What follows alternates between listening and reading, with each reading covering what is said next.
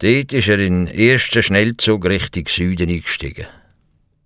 Durchs Fenster hat er gesehen, die Landschaft vorbeiflitzen. Ich werde jetzt sicher überall gesucht. Am besten tue ich mein Aussehen ein bisschen verändern, dass man mich nicht gerade kennt. Von einem Mitreisenden, der geschlafen hat, hat er sich einen Mantel und eine Sonnenbrille besorgt. Wo der Zug in neureichen Halt gehalten hat, ist er ausgestiegen. Er hat den Mantel und die Sonnenbrille angelegt und hat sich neugierig am Bahnhof umgeschaut. Die Bahnhofshalle war voller Geschäftsreisenden und Touristen. Die Leute haben es alle präsent und haben sich gar nicht um den Fuchs gekümmert.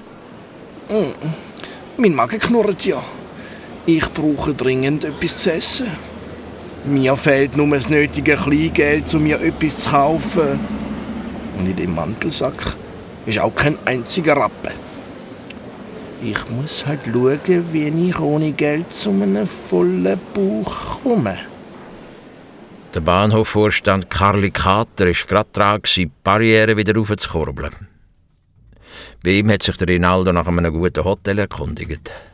Der hat ihm das Hotel Paradies empfohlen, das für seine gute Küche berühmt war. Zufrieden hat sich der Rinaldo auf den Weg gemacht.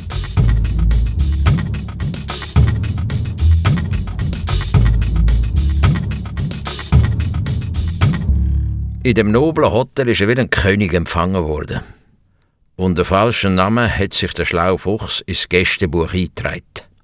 Der Empfangschef Gunter Dachs hat dem Rinaldo den Schlüssel für das Zimmer 303 übergeben. Das sei das schönste Zimmer, hat er gemeint. Jetzt muss ich aber zuerst etwas essen.